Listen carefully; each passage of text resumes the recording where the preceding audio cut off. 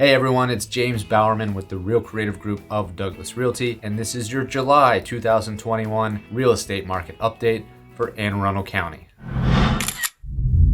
All right, so if you're into charts and numbers, you're really gonna like this one. I'm gonna add a few extra metrics to check out. We're gonna flash all the way back to 2019 and 2020 and talk about COVID and how the market was affected, how it's changed since then, where we're at now. I'm gonna talk about new listings, I'm gonna talk about pricing, and I'm gonna talk about interest rates. So stick around for that, but first let's dive into the numbers and see what's happening currently in Anne Arundel County when it comes to real estate. So we like to start with coming soon. We have 200 homes currently coming soon. That means in the next 21 days or so, these properties will be active on the market, ready for you to tour and make offers on. This is slightly down since June last month. So not where we would like to see, but they're coming on. So hang tight, everybody. Next, let's take a look at the active listings. So there's 798, almost 800 active homes for sale. That's slightly up over last month, but not by much. This is overall down 33% compared to this time last year when there was 1,192 homes active for sale on the market. All right, next let's look at under contract. So these are homes that are no longer available to tour, no longer available to put offers on. Somebody got there first and beat you to it. There are 1,812 homes currently active under contract in Anne Arundel County. Overall, this is down 8% over last month and a 13% decrease compared to last year. All right, next, homes sold. So these are homes that were sold in the month of June. So last month we had 1,284 homes sold in that month. This was a 15% increase compared to the previous month of May, and it was a 26% increase over the 1,019 homes sold this time last year. So that's interesting to think about when we have fewer homes for sale, but we're selling more of them. I mentioned that before. We're going to talk about that, and we're going to actually look at a new metric as far as new listings. So how many new listings are coming on over the last 3 years. So stay tuned for that. Overall, months of inventory, again, less than 1 month. If no new homes came on the market within a month, they'd all be sold, mostly. So next, let's touch on days on market. Again, this hasn't changed much. It's gone down slightly to only 12 days on average and 5 for the median. So homes are still selling very quickly. And lastly, let's talk about pricing. We finally broke the $500,000 threshold. So prices continue to go up. We saw the homes that sold last month in June averaged $502,050, and that is on average about 1.8% over the listed price. So this means homes in Anne Arundel County are selling for about 14% more than they were this time last year when they averaged only $440,000 and 365. That's pretty much a $60,000 bump. So not bad equity for people who are in a position to sell and take advantage of this market.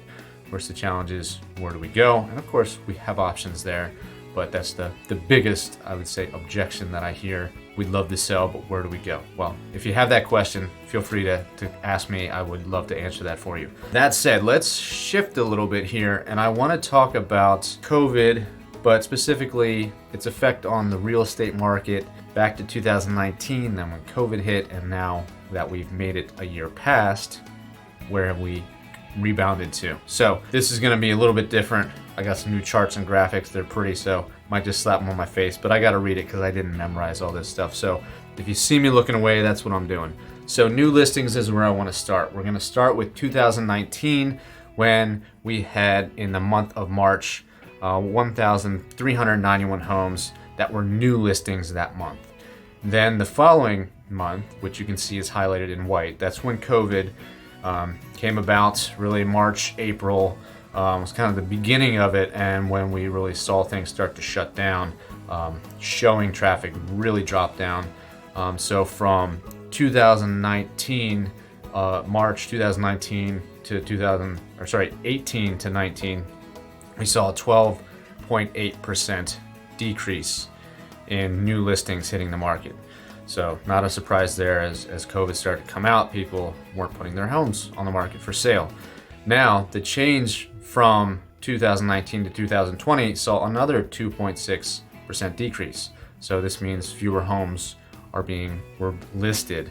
So next, I want to look at April. April, same thing. We saw a big decrease going from 2018 to 2019, a 39.6% decrease, and then a big rebound in April of 2020, which had a 61.5% increase. So April is the big month where people weren't putting their house on the market, big decrease there, but now rebounding almost to the point of where we were pre-COVID.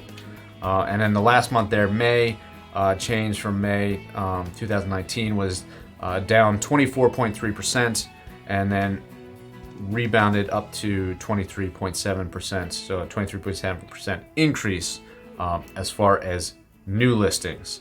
So yes, we saw fewer listings during COVID as expected, and have gotten a lot more new listings a year later. Not quite to where we were pre-COVID, but pretty close. That's new listings. Next thing I want to look at is closed sales. Pre-COVID, we only had 666 closed sales. And then during COVID, in the month of March, we actually had 858. So a 26.9% increase.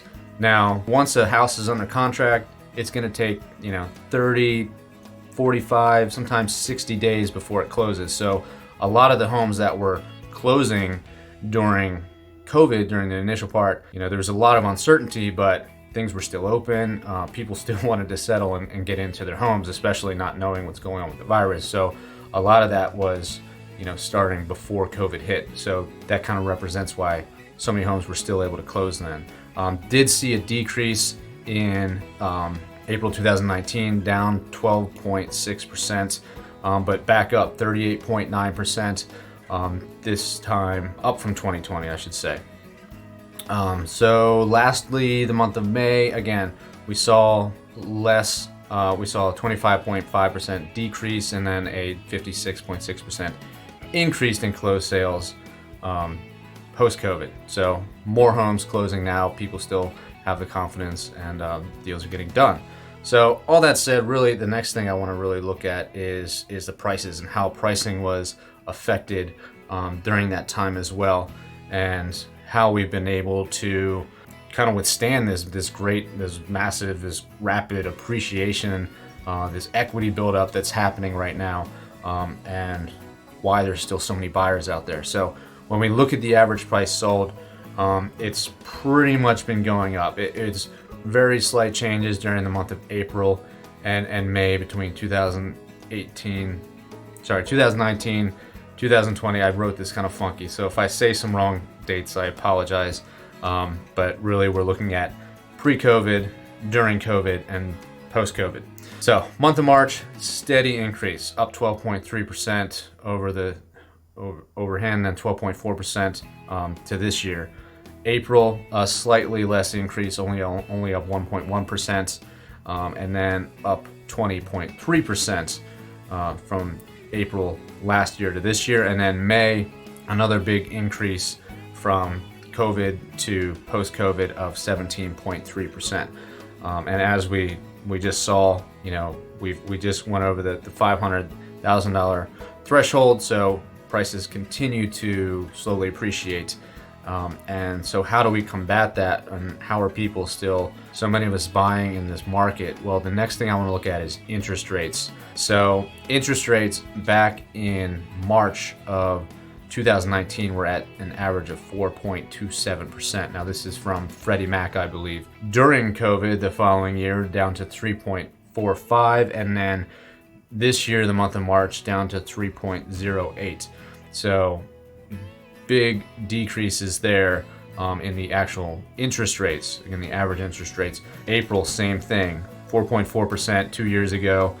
May, 4.0, so in the fours 2 years ago. During COVID, in the threes.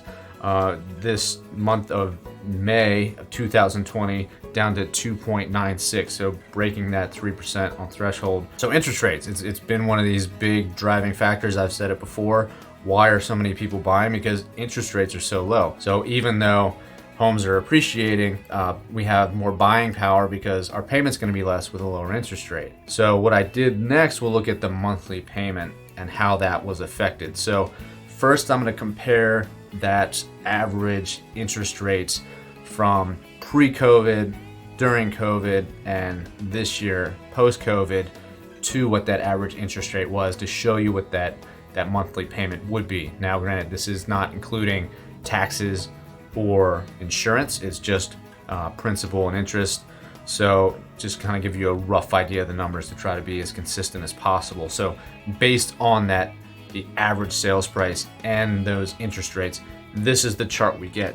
So you can see, yes, in the green, currently prices for those payments are up. Now, I think it looks a little more dramatic than it actually is in the numbers, but you can see in March, when interest rates were at 4% in 2019, your average monthly payment is about $1,900.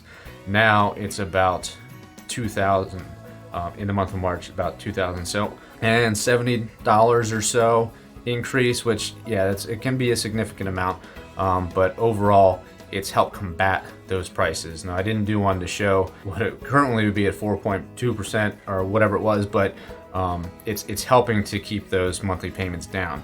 You can see next month of April, if you bought during COVID in the month of April, your interest rate was pretty good, and your payment's going to be down pretty significantly, over $200 what it would be now. And same thing with May. If you bought during COVID, it's a really good interest rates and prices were relatively lower. But still overall, comparing, not a huge difference there.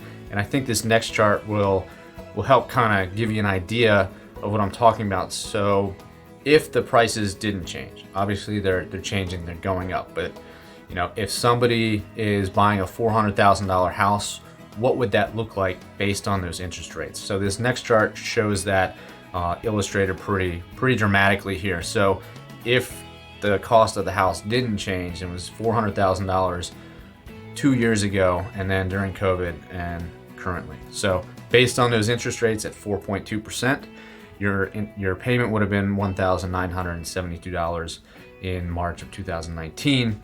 In March of 2020, it goes down to $1,785, and then this year it would only be $1,700. So those lower interest rates really help to save buyers money if the cost of the home they're purchasing wasn't going up. Same thing in April, same thing in May. You can see down to $1,677 with that 2.96, I think it was, interest rate. So interest rates really have had a huge impact on buyers' ability to go out and be able to afford these homes, which are appreciating so quickly. I think once we see that these interest rates go up, and they will go up, they're projected to go up over the next year, it's gonna eliminate some of the buyers who are out there.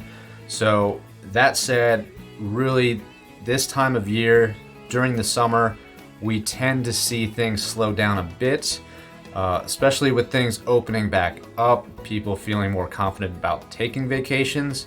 That's really one of the driving factors to see the summer slowdown, is people are just taking some time off. So I think we'll see a lot of that still. We're gonna see that summer slowdown.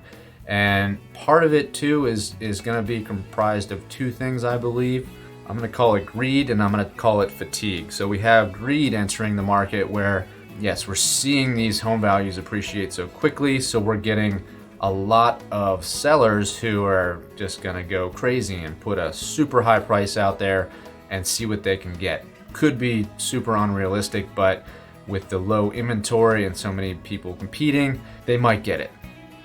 On the flip side of that, I think you're gonna see some fatigue from the buyers that are tired of spinning their wheels. They're just exhausted with the idea of seeing more homes or rushing out the properties and putting in offers tens of $1,000s over the list price, removing contingencies. I think they're gonna be worn out and get fatigued from that process, and maybe just say, you know what, it's summertime, let's just take a break and we'll come back at it later. So I think some greed, fatigue, And then just, summertime, it's opening up.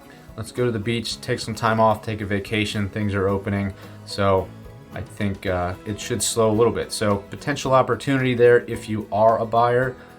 Seeing inventory tick up slightly. Overall, still super low inventory and a great time to sell. So if you have any questions about any of that, I know it was a lot, and I appreciate it so much if you stuck with me this whole time. Just let me know. Leave a comment below and I'm happy to get back to you. Otherwise, thank you so much again for watching. Take care, and until next time, we'll see you again soon.